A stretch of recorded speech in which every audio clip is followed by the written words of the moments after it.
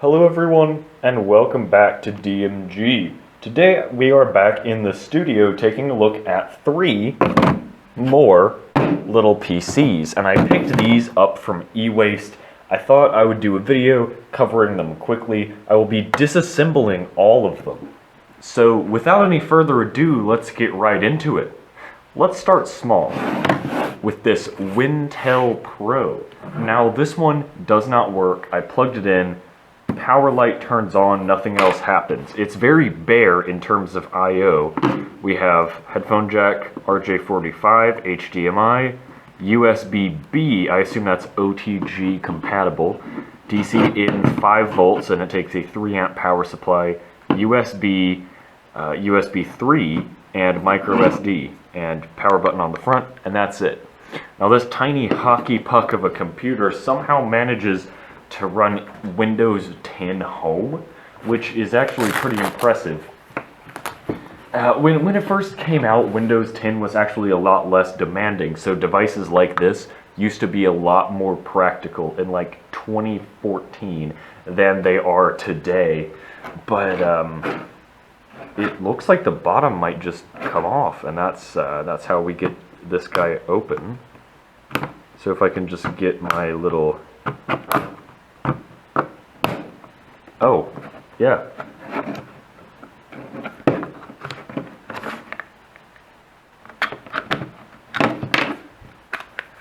It really was that easy. Now the last one is having a little trouble coming out. It already doesn't work, so I can just do that. And it's very bare in here, as one would expect. Here's our CMOS battery. That's a connector for, possibly there was a version of this sold with a display, and that's where that would plug in. It's written right here, 2 gig plus 32 gigs, so that's 2 gigs of RAM, probably 32 gigs of like flash storage. It's also labeled Z8350, that very well may be like Intel Atom Z8350. Or Celeron Z8350. It's a model number for some processor, possibly.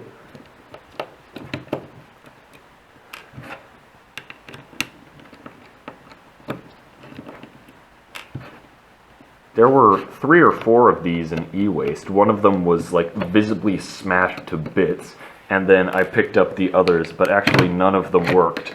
So it's a bit of a shame, but with a low quality device like this, you know, they're not really meant to last all that long, unfortunately. Come on, okay, and she's out. Oh, that's cute. We actually get a little heatsink on the board here. It's very Raspberry Pi looking when it's out of the case, actually. And then the heatsink heatsinks to another heatsink in the case here through this big thermal pad. That's very funny that they have the heatsink heat sinking. That's what I meant to say. Here is our Wi-Fi antenna. Of course, CMOS battery plugs in with this ridiculously long cable, even though it's like right there. And the heatsink is held on by plastic clips. So I could take care, or I could just do that since it's already broken.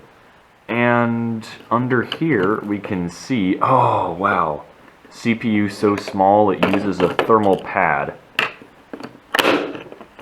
Right there, that's our Wi-Fi, well not card, it's a Wi-Fi chip I suppose.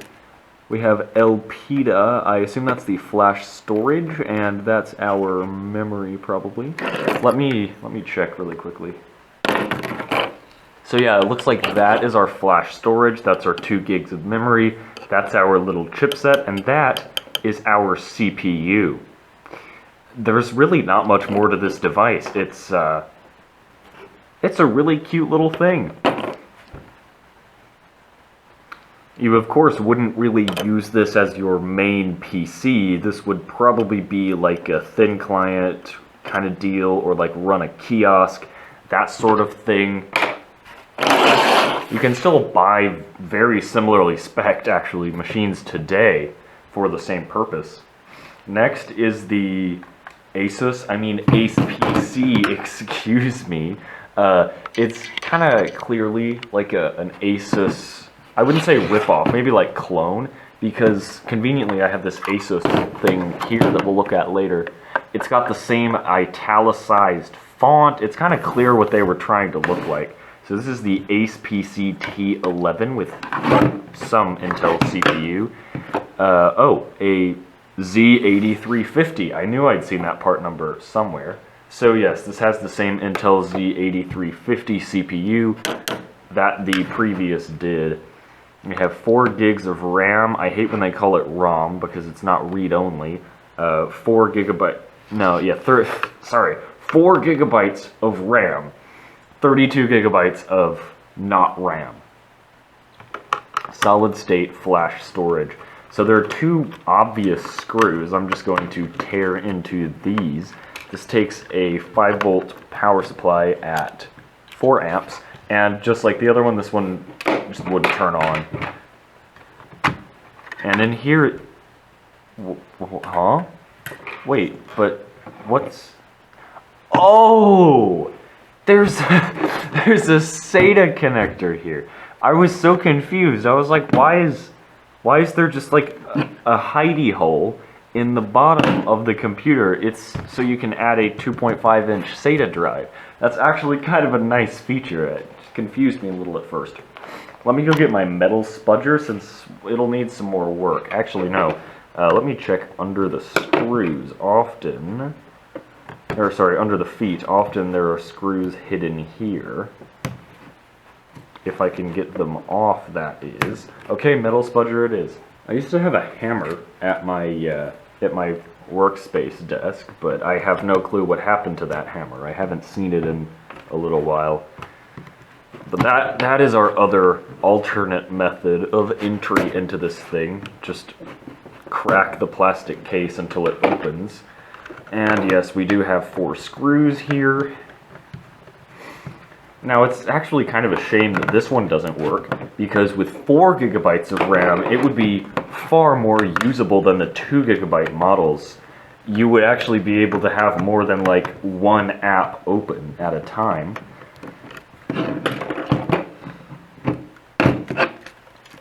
Because 2 gigs of RAM nowadays is too little for doing pretty much anything on any OS.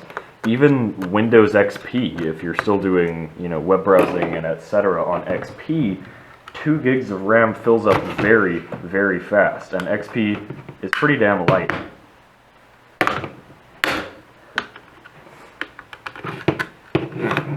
Sorry, I have to take it off camera. There we go. Alright, it's literally the same heatsink. That's very funny. Okay, this is some sort of conspiracy. Like, these have to be made by the same company or something. Look at this board. And now, look at the board from the previous one. Let me put the heatsink back on. Like, tell me. Look me in my eye and tell me these are not from the same supplier. That actually answers what this big ribbon cable connector is for. On the other PC, it's for like a USB I/O board. Oh, and it's got the same CMOS battery and stupidly long cable. That is crazy. So, yeah, these literally came from the same factory.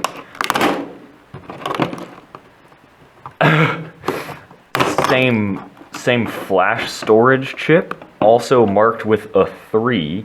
Wait, no, it's marked with an 8 on the other one. No, actually, no. Then that means the Elpida chip is the RAM. That's odd. There's a lot of Hynix RAM modules on this board. That is an egregious number of chips for 4 gigs. And okay, good, they're not on the other side too. I was about to say, that is a lot of chips for 4 gigabytes. Here's your Wi-Fi card, I would assume. Yeah, that's Wi-Fi. Then this is your main chipset. And that is your Z8350. So yeah, these boards literally came from the same factory. That's hilarious. Wait, what? Why? What the? Wait a minute. I'm just realizing something. What the? The board has USB ports on it, but I guess they're too far away from the case, so they just put more USB ports on, and only those are accessible. Why did they do that? That's like, oh my god, that's so dumb. Oh. Wow, I won't be laughing about this for days. Okay, let's get our previous system guts out of the way since it's time for our final guy. Asus Chromebox CN60, and I actually shouldn't break this one because it works. I'm mainly interested in disassembling it because I've never seen inside a Chrome device, but immediately it breaks, you know, the idea I have of Chrome devices because I see a Hynix RAM stick, not just like modules soldered to the board. I see a RAM stick through the ventilation slot. And I read it, it says 2 gig. This thing powers on, it gets to the login screen, and I put my Gmail account into it despite my best judgment, and well, it works as it should. It works like a Chromebook, but in a box. There's really nothing mind-blowing that I could say about this little thing.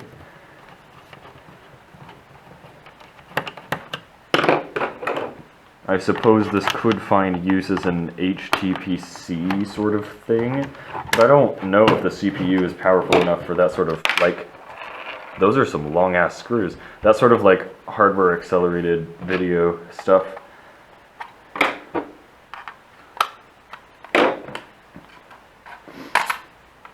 Sorry, I have to really pry this out. It's hung up on something. Oh. Well, it very much felt like that came up from the bottom.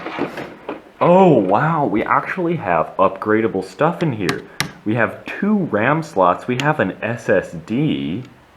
That's like an NVMe. Isn't that?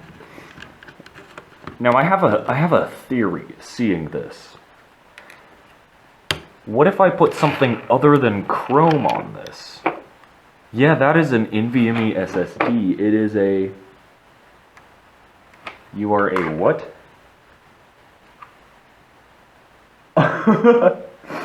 They really made a whole ass NVMe just to make it 16 gigabytes.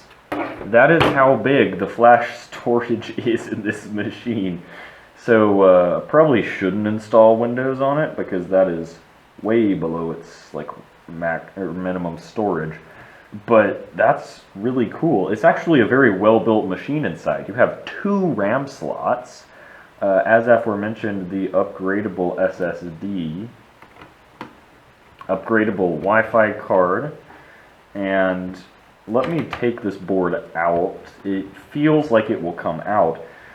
Now, if this thing has like a BIOS, which I bet it doesn't, I could install something else on it. Or I could take the SSD out, put it in another machine, and then install a different OS on the SSD from that other machine.